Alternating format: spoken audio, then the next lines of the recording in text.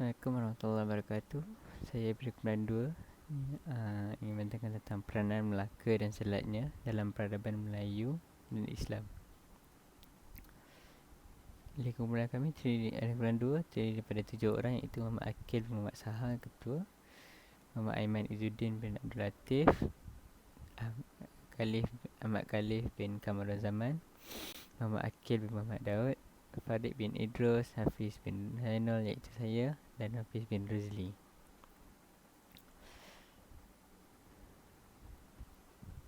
Okay, dalam ini saya akan menceritakan tentang objektif kajian. Antara objektif kajian yang telah kami temui ialah untuk mengkaji etika dan peradaban melalui sejarah Melaka serta selatnya. Selain itu, kami juga menelusuri apa yang telah berlaku dalam peradaban terhadap masyarakat Melayu dan agama Islam. Akhir sekali, kami juga menghasilkan satu rumusan tentang peranan Melaka dan selatnya dalam pembentukan etika dan peradaban Melayu dan Islam. Saya juga akan membentang tentang kepentingan kajian yang kami dapat, iaitu dapat mengetahui tentang penyebaran Islam yang begitu luas di sekitar kawasan Selat Melaka. Antara kajian lain ialah dapat mengetahui tentang sejarah etika dan peradaban yang telah berlaku di tanah Melayu, dan akhir sekali ialah berikan iktibar dan pengajaran kepada generasi yang akan datang supaya lebih menghayati adab dan etika dalam peradaban yang berlaku. Itu saja dari saya. Terima kasih.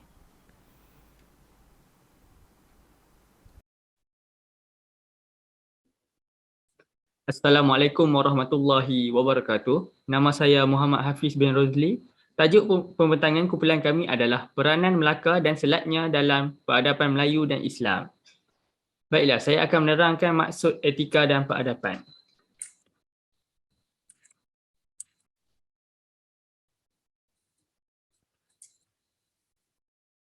Etika bermaksud prinsip moral atau nilai-nilai akhlak yang menjadi pegangan seseorang individu maupun sekumpulan masyarakat. Etika juga dapat menjadikan kehidupan manusia aman dan harmoni. Sebagai contoh, sifat bersopan santun dapat mengeratkan hubungan antara manusia. Di dalam bahasa Yunani kuno, etika disebut sebagai ethos atau ethos yang membawa maksud sifat atau watak. Sifat kebaikan, kejahatan, benar, salah dan lain-lain merupakan konsep asas etika. Seterusnya, pengertian peradaban. Peradaban secara asasnya bermaksud satu tingkat atau kemajuan yang berlaku kepada kehidupan seseorang insan. Peradaban merangkumi aspek jasmani dan rohani bagi setiap individu. Di dalam sebuah negara, taraf kemajuan dari aspek sosial dan kebudayaan akan diukur melalui peradaban. Kemajuan sosial serta kebudayaan dan perkembangan sosial sesuatu bangsa merupakan aspek yang penting di dalam peradaban. Perkara ini berdasarkan oleh beberapa pandangan yang telah dikemukakan oleh tokoh-tokoh terdahulu. Sekian daripada saya. Terima kasih. Nama saya Ahmad Khalif Amirul. Saya akan bercerita pasal geografi Melaka. Kedudukan Melaka di dalam Selat Melaka membuatkan ia sebagai tempat menjadi tumpuan semua orang. Ini kerana Melaka berada di pertengahan laluan perdagangan antara timur dan barat. Jadi ia mengukuhkan lagi Melaka sebagai pusat perdagangan tersibuk dan terpenting di dunia ketika itu. Melaka juga merupakan tempat persinggahan bagi pedagang dari barat, iaitu negara India, ataupun Timur Tengah, iaitu negara China. Jadi kalau jadi tempat persinggahan, maknanya ia membenarkan pedagang untuk berdagang di situ. So pedagang juga boleh mendapatkan bekalan makanan dan minuman sambil membaiki kapal mereka. Antara punca Melaka dijadikan tempat yang strategik adalah pelabuhan di negeri Melaka terlindung daripada angin monsun. Melaka terlindung daripada angin monsun barat daya kerana adanya Pulau Sumatera sebagai penghalang tiupan angin tersebut. Manakala Banjaran Titih Wangsa pula menghalang angin monsun daripada timur laut. Ini membolehkan kapal untuk berlabuh ketika angin monsun. Jadi pedagang dari barat akan datang ketika angin monsun barat daya, manakala pedagang dari timur pula akan datang ketika angin monsun timur laut sedang bertiup. Jadi sementara menunggu peralihan angin monsun, para pedagang tu bolehlah berjual beli di Melaka. Akhir sekali, muara Sungai Melaka yang dalam membolehkan kapal dagang yang besar untuk berlabuh dengan mudah. Melaka juga mempunyai bentuk muka bumi yang berbukit bukau. Jadi ia kalau dah berbukit kan, so dari jauh tu kita boleh nampak. Kalau kita naik kapal tu kita boleh nampak tu macam terbak ke macam sign untuk keluar masuk pelabuhan. So yang tengah berbukit bukau juga, ia boleh kan juga sebagai kubu pelabuhan sambil memerhati musuh. Ini kerana pokok bakau dan api yang dihidupkan di tepi pantai tu mengekarkan musuh untuk masuk ke tempat pelabuhan tersebut. Assalamualaikum, nama saya Muhammad Akif Madaud dan hari ini dalam video ini saya akan bercakap tentang peranan Melaka dalam pembentukan etika dan peradaban Melayu dan Islam. Jadi antara faktor penyebaran Islam di Melaka, sebelum kedatangan Islam ke Melaka, masyarakat Tanah Melayu mengamalkan agama Hindu dan animisme. Kebiasaannya, agama Hindu ini dianuti oleh kerabat-kerabat dan ahli diraja atas dasar sistem pemerintahannya. Dalam ajaran Hindu, raja dianggap sebagai dewa yang memiliki kuasa gaib dan wajib disembah sebagai Tuhan. Jadi, antara faktor penyebaran Islam di Melaka adalah yang utamanya kegiatan perdagangan. Melaka telah menjadi tumpuan pedagang-pedagang Islam, pedagang-pedagang dari seluruh dunia, termasuklah pedagang-pedagang Islam dari tanah Arab. Pedagang-pedagang Islam yang datang ini bukan sahaja membawa barang dagangan, malahan mereka juga turut menyebarkan Islam kepada masyarakat setempat. Lalu ia menyebabkan Islam berkembang secara langsung atau tidak langsung melalui kegiatan perdagangan yang membangun secara pesat. Selain itu, pihak pemerintah juga mendahulukan pedagang-pedagang Islam bagi menjaga kebajikan para pedagang yang lain. Atas kepentingan dasar ini, para pedagang juga turut berdakwah bagi mengembangkan lagi agama Islam di Melaka dan di luar Melaka. Pedagang-pedagang Islam juga turut mendapat layanan yang istimewa berbanding dengan para pedagang beragama lain, dan hal ini telah menyebabkan dan juga mendorong para pedagang yang bukan Islam untuk memeluk Islam agar mereka juga turut mendapat layanan yang sama. Menjelang perluasan pengaruh di Melaka dan kawasan sekitarnya, turut juga berlaku usaha-usaha untuk menetapkan dan mengukuhkan kewujudan agama Islam di Melaka yang secara tidak langsung mempengaruhi peradaban dan etika Melayu dari segi politik dan sosial, seperti yang kita dapat lihat pada hari ini. Usaha-usaha ini telah dilaksanakan melalui beberapa metod seperti sistem perkahwinan, sistem kerajaan, hubungan kerajaan Melaka dengan kerajaan serantau dan juga antarabangsa. Adalah difahamkan bahawa penyebaran pengaruh dan adat istiadat sesuatu agama oleh sebuah kerajaan dapat dikukuhkan dengan peristiwa pernikahan antara Parameswara dengan Puteri Pasai. Kerajaan Pasai yang telah mempunyai status Islam pada ketika itu membolehkan Pasai untuk menyebarkan Islam di persekitarannya, termasuklah Melaka. Berikutan ini, Parameswara yang pada masa itu sudah pun terpesona dengan perdagangan Islam luar turut memeluk Islam melalui Maulana Ishaq demi melaksanakan perkahwinannya dengan Puteri Pasai dan turut menukar namanya kepada Megat Iskandar Shah. Peristiwa ini amat penting kerana ia mengeratkan hubungan antara Melaka dengan Pasai serta mempengaruhi orang di bawah kerajaan Melaka untuk memeluk Islam. Sehubungan dengan itu, dikatakan telah berlaku juga pernikahan antara orang tempatan dengan pedagang Islam dari luar apabila mereka menetap di Melaka.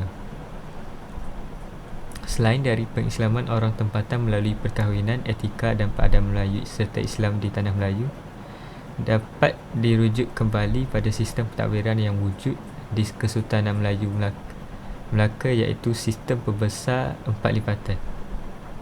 Sistem pembesar 4 lipatan merupakan sistem pentadbiran yang berasaskan sistem kesultanan.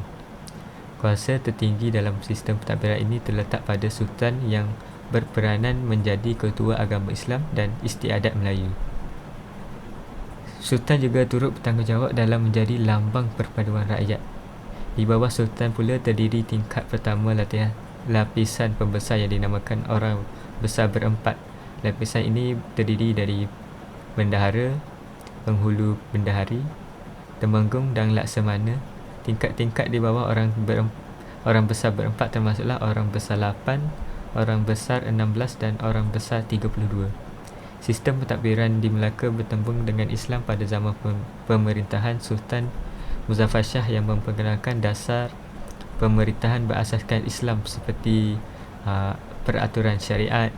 Sebagai contoh, dasar pemerintahan berasaskan sebagai contoh melalui pemerintahan Sultan Muzaffar Shah juga terbentuk hukum kanun Melaka dan undang-undang laut Melaka demi menguatkuasakan undang-undang syariat yang ada. Kerana sifat keterbukaan Islam terhadap sistem pentadbiran yang sedia ada, penerapan nilai Islam di dalam sistem pentadbiran Melaka menjadi amat mudah dan cepat kerana ia boleh diterapkan tanpa mengganggu elemen-elemen Melayu tradisional yang wujud dalam sistem tersebut. Sekian daripada saya. Assalamualaikum. Gabungan antara kekuatan politik dan perdagangan Melaka dengan pusat dakwah dan ulama Samudra Pasai telah membantu penyebaran Islam di Nusantara. Islamisasi Melaka merupakan titik yang sangat penting dalam sejarah Nusantara kerana di sinilah bermulanya kebangkitan besar Islam yang menyebabkan Islam disebar dengan cepat ke seluruh kawasan Asia Tenggara. Raja Melaka menyambut baik dengan mengikuti ajaran agama Islam. Agama Islam diperkenalkan kepada raja, kemudian diikuti oleh pembesar dan rakyatnya. Setelah raja-raja Melaka memeluk agama Islam yang bermula daripada Parameswara hingga ke Sultan Abdul Syahid, perkembangan Islam terus berlangsung dengan pesat di mana masyarakat mulai menerima Islam. Dan pendakwah Arab dan Samudra Pasai telah datang ke Melaka untuk berdakwah dan mengajarkan ilmu-ilmu Islam, termasuklah akidah, syariah dan akhlak kepada Sultan dan rakyatnya. Setelah agama Islam semakin berkembang, Sultan Muzaffar Shah telah mengisytiharkan Islam sebagai agama rasmi bagi kerajaan Melaka. Agama Islam telah dijadikan asas kepada pemerintahan kerajaan Melaka. Selepas itu, undang-undang telah digubal dengan menerapkan ajaran Islam sebagai asasnya. Maka terciptalah hukum kanun Melaka dan undang-undang laut Melaka. Selain itu, Melaka juga menjadi tempat pertemuan ulama dan pendakwah dari berbagai tempat seperti Arab, Parsi dan India. Ulama ini menjadi pegawai syariah, mengajar agama, menterjemah kitab dan berdakwah di sekitar Melaka. Hubungan kerajaan Melaka dan China telah meredakan tekanan Siam dan Majapahit. Kerajaan Melaka menguasai kekuatan ekonomi melalui perdagangan di selatnya. Kekuatan politik Melaka bertambah apabila Laksmana Cheng Ho datang ke Melaka untuk menjadi pembesar dan ditugaskan untuk menjaga keselamatan dan keamanan perairan Selat Melaka. Seterusnya, pada zaman Sultan Muzaffar Shah telah bermulanya proses perluasan wilayah. Antara kawasan yang berjaya ditakluk dan dikuasai oleh Melaka adalah Selangor, Muar, Batu Pahat, Pahang, Dinding, Kelang, Bintan dan Singapura. Dan pada zaman Sultan Mahmud Shah, Melaka memperluaskan pengaruhnya ke utara dan semenanjung Tanah Melayu. Perluasan kawasan yang dilakukan oleh Melaka ini telah memberikan manfaat politik dan ekonomi kepada Melaka, sekaligus mengukuhkan kedudukannya sebagai Empayar Melayu di Nusantara. Di samping itu, perluasan jajahan takluk ini juga dapat membantu untuk memperluaskan lagi pengaruh agama Islam di kawasan jajahan Melaka. Sebagai contoh, pertabalan sultan-sultan dan dari kalangan putera Melaka telah menjadikan kawasan tersebut sebagai wilayah Islam, seperti Sultan Abdullah di Kampar dan Sultan Muzaffar Shah di Perak. Seterusnya, perkahwinan politik juga memberi manfaat kepada Kerajaan Melaka seperti perkahwinan antara Sultan Mansur Shah dan Puteri Hang Lipo. Ini menyebabkan negeri-negeri naungan Melaka terselamat daripada campur tangan kuasa asing dan terselamat dari ancaman mereka. Assalamualaikum dan salam sejahtera. Saya Muhammad Akil bin Muhammad Sahar dan saya akan membentangkan tentang peranan Melaka dalam pembentukan etika dan peradaban Melayu dan Islam. Alright, kita akan memulakan topik kita dengan membincangkan tentang suasana di Melaka sebelum kedatangan Islam, iaitu dari segi kefahaman dan kepercayaan. Sebelum kedatangan Islam ke Melaka, masyarakat Tanah Melayu mengamalkan agama Hindu dan animisme. Kebiasaannya, agama Hindu dianuti oleh kerabat-kerabat dan ahli diraja atas dasar sistem pemerintahannya. Di dalam ajaran Hindu, raja dianggap sebagai dewa yang memiliki kuasa gaib dan wajib disembah sebagai Tuhan. Di samping itu, pengamalan sistem kasta dalam ajaran Hindu telah memisahkan dan membezakan golongan atasan dan bawahan. Kesan daripada sistem ini, golongan kaya semakin kaya dan golongan miskin menjadi semakin miskin. Baiklah, seterusnya terdapat beberapa faktor yang menyumbang kepada penyebaran Islam di Tanah Melaka, dan faktor-faktor ini memainkan peranan yang penting juga dalam pembentukan etika dan peradaban Islam dan Melayu di Tanah Melaka dan Tanah Melayu secara seluruhnya. Faktor utama adalah upacara perkahwinan, yang kedua sistem pentadbiran kerajaan, yang ketiga hubungan Melaka dengan kawasan serantau, dan keempat hubungan Melaka dengan kerajaan antarabangsa. Adalah difahamkan bahawa penyebaran pengaruh dan adat istiadat sesuatu agama oleh sesebuah kerajaan di kawasan sekitarnya dapat dicapai melalui sistem perkahwinan. Perspektif ini dapat dikukuhkan dengan peristiwa pernikahan antara para meswara dengan Puteri Pasai. Kerajaan Pasai yang telah mempunyai status Islam pada ketika itu membolehkan Pasai untuk menyebarkan Islam di kawasan serantau, termasuklah Melaka. Berikutan ini, para meswara yang pada masa itu juga sudah pun terpesona dengan tingkah laku pedagang Islam yang datang dari luar, turut memeluk Islam melalui Maulana Ishaq demi melaksanakan perkahwinannya dengan Puteri Pasai. Peristiwa ini amat penting kerana ia mengeratkan hubungan antara Melaka dengan Pasai serta mempengaruhi orang di bawah kerajaan Melaka untuk turut memeluk Islam.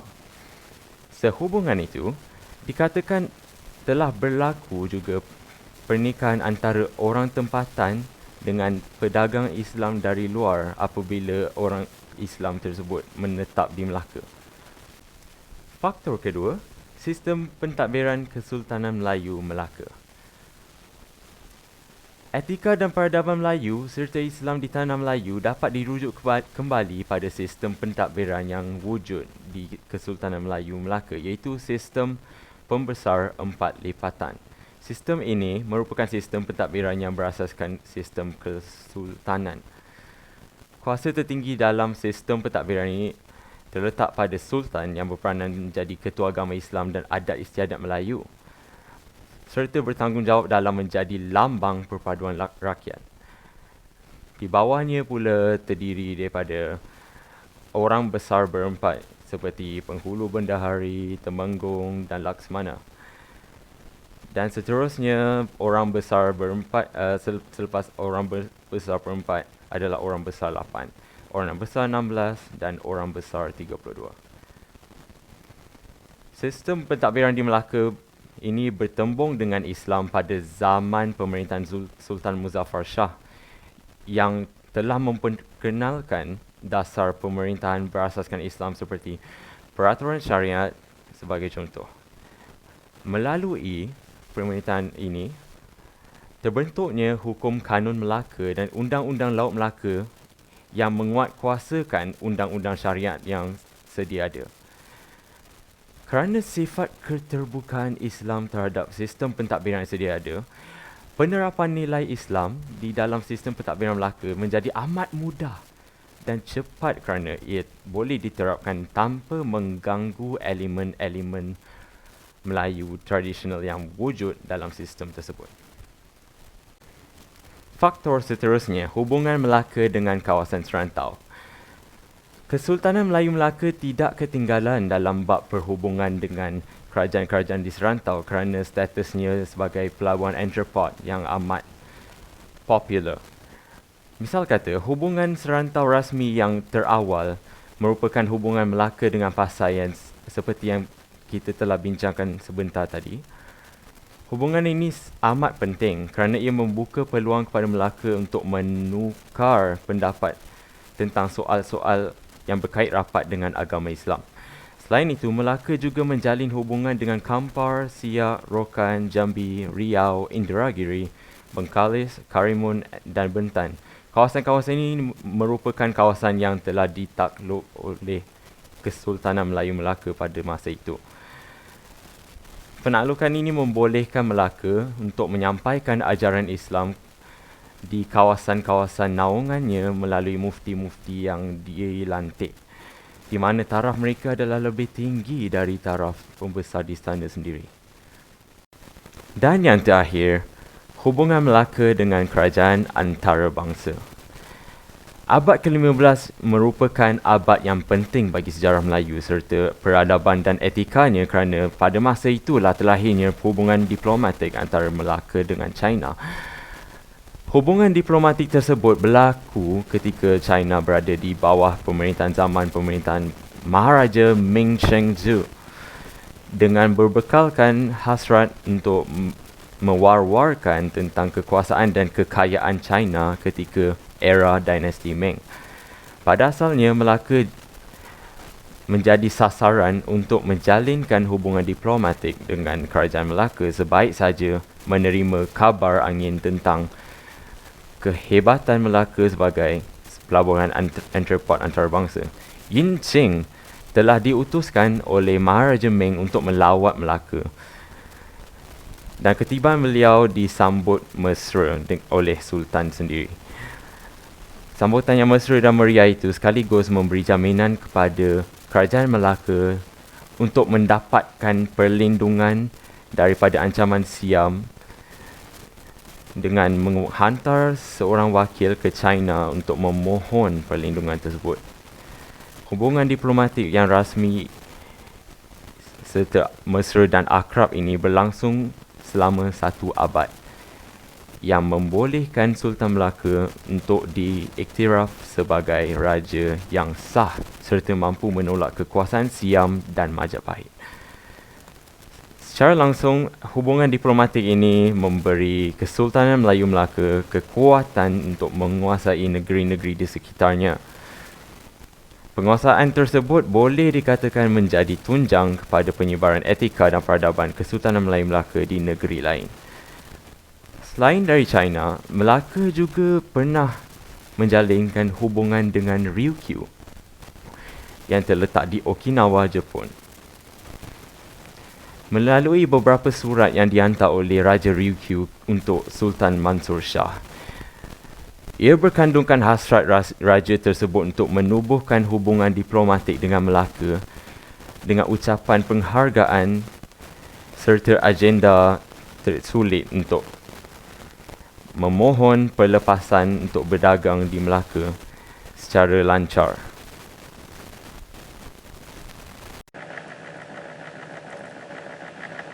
Assalamualaikum warahmatullahi wabarakatuh. Nama saya Farid bin Irus dan saya akan menyimpulkan segala kajian berkaitan dengan peranan Melaka dan Selatnya dalam pembentukan etika dan peradaban Melayu.